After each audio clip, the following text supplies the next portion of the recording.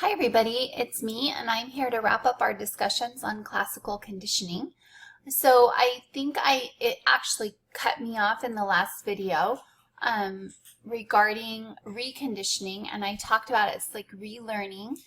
Essentially, it's kind of like when you're in high school and you learn Spanish and then you don't talk Spanish for years and years and years, and then you go back to school and college and you take a Spanish class. The second time you're exposed to it, you learn it faster. And so reconditioning happens that way. And sadly, again, I'm going to go back to drug addiction, where you can overcome an addiction, have years of sobriety, and fall right back into addiction much faster the second time around. That's why people who are often struggling with addiction have a complete abstinence policy, because any amount will increase the risk of falling right back into addiction. So higher order conditioning is the last concept, and it's a little bit more complex. It's also called secondary conditioning or second order conditioning, and it just adds another layer. So if you look at this as like a tiered cake, then you start out with your base and your unconditioned stimulus and unconditioned response, and then you add another layer, and now it's the conditioned stimulus and conditioned response. And then with additional conditioning and exposure, additional associations and pairing, now instead of being paired with the unconditioned stimulus, it's paired with the conditioned stimulus. And now a secondary level is built, and you have like a second conditioned stimulus and a second conditioned response. And that's what we call higher order conditioning. So a great example is McDonald's. My kids knew what McDonald's was long before they could read. They knew that we were passing a McDonald's, and that's largely because of higher order conditioning. They associated the hamburger with the restaurant, and so they became very excited just at the sight of the restaurant. And whenever they saw the restaurant, they would get hungry and they would want that cheeseburger or Happy Meal. And then over time, they associated the arches with the restaurant, those golden arches. And just the golden arch alone could evoke that hunger and Mom, I want a Happy Meal, I want a Happy Meal. So it could be any logo, but McDonald's happens to be the golden arches. And so now, notice the golden arches are being associated with the restaurant, not the hamburger. And so the second layer of conditioning is now you have a second neutral stimulus that's now paired and associated with the first conditioned stimulus. And then after enough pairing and learning occurs, it becomes now a second conditioned stimulus. So the first unconditioned stimulus was the hamburger.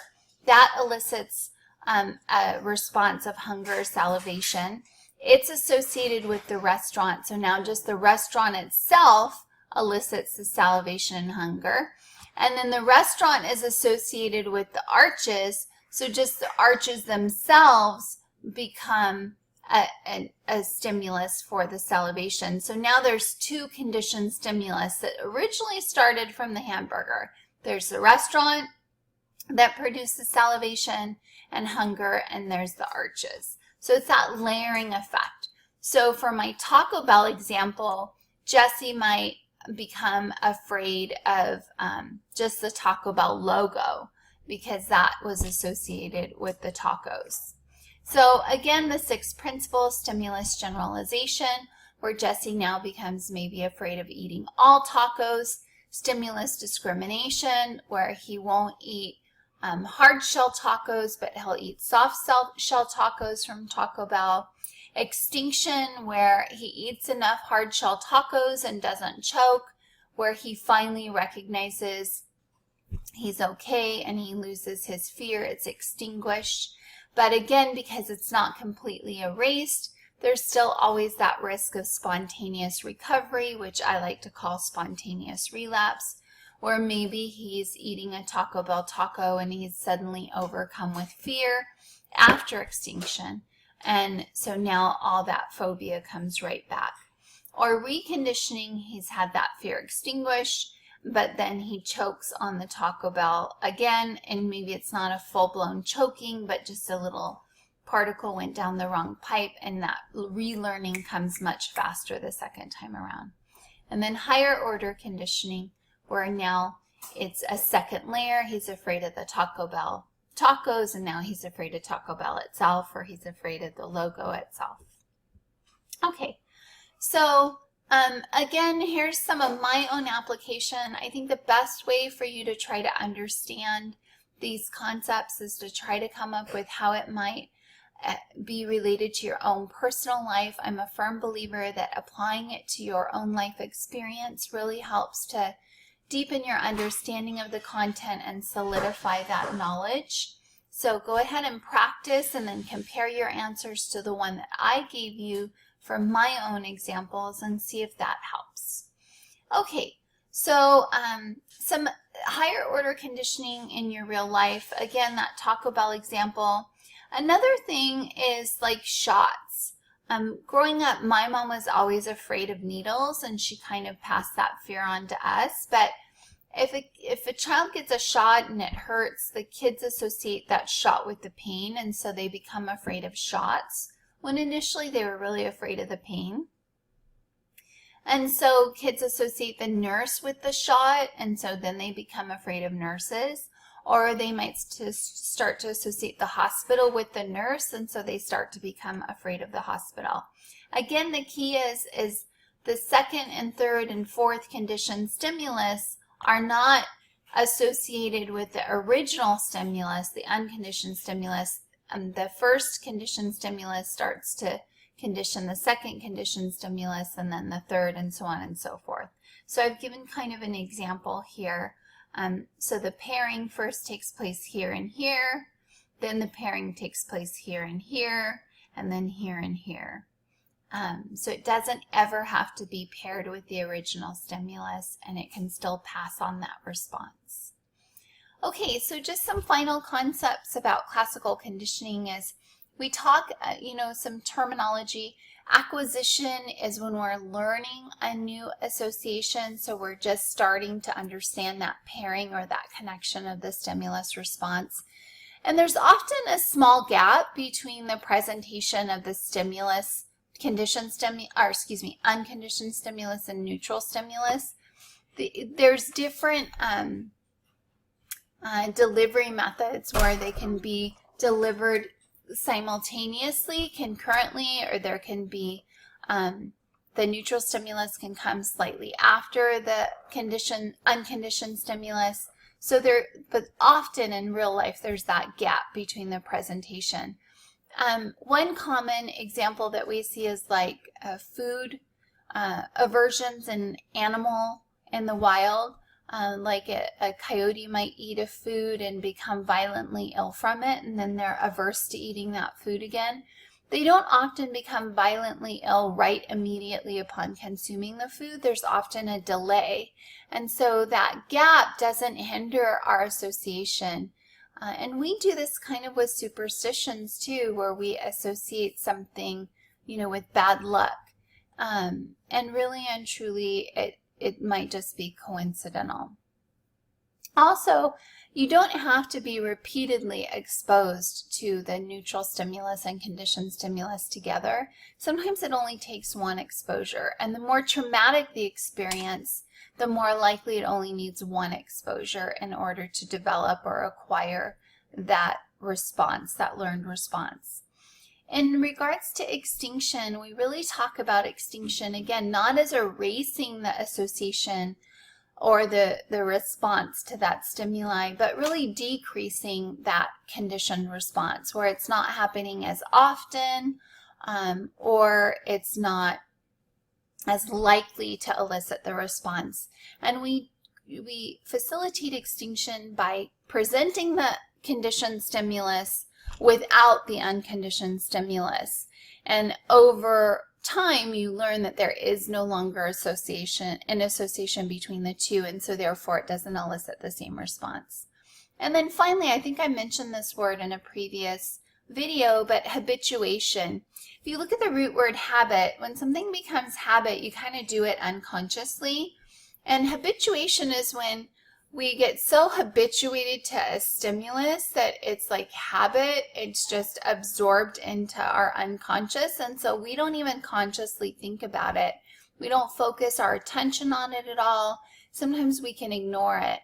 A new stimulus or a moving stimulus or what we call novel stimulus, those are usually things that are really attention grabbers. But a stimulus that's around for a long time, we can kind of become immune to. It just like is a habit that we become bored of. So like tying a string around your finger initially is a really great memory cue.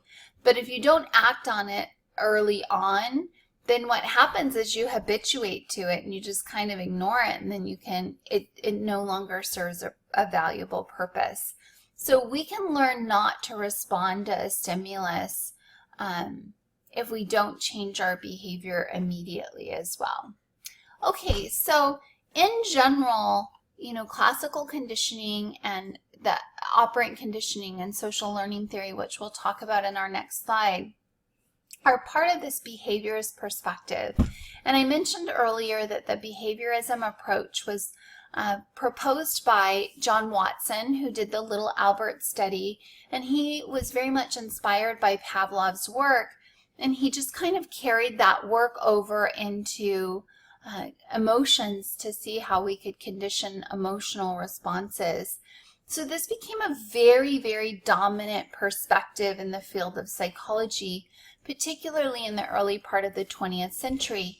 And it was very different than what we had been hearing from Freud's perspective, where the psychoanalytic perspective really talked about the unconscious and the importance of these kind of internal struggles between our id, ego, and superego, and they were largely outside of our control. So a lot of our behavior was thought to result from these unresolved conflicts between our personality components, and those unresolved conflicts came because our needs weren't properly met in childhood. And so behaviorism came along, and it really basically said, oh, that's a bunch of crap. And it's not about our unconscious conflicts at all, but it's about learning from our environment. So 100% of who we are, our behaviors, our emotions, our attitudes, come from experience in the environment. So it kind of went from one extreme to the next, and it really started to focus on what was observable and measurable, as opposed to these unconscious things that could never be truly observed, proven wrong or right. Regardless of that, many people still hold to Freud's concept of the unconscious, and it's still a very prominent way of thinking about the world and psychology today. But behaviorism also is a very dominant approach. It's been highly influential in the field of education.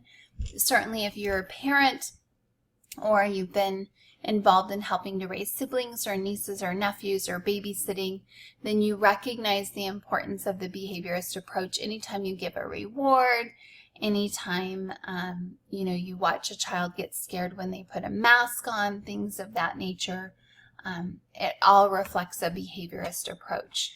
So although today we don't see people that are predominantly behaviorist or predominantly psychoanalytics, we often see kind of a marriage of different ideas and perspectives merged into one.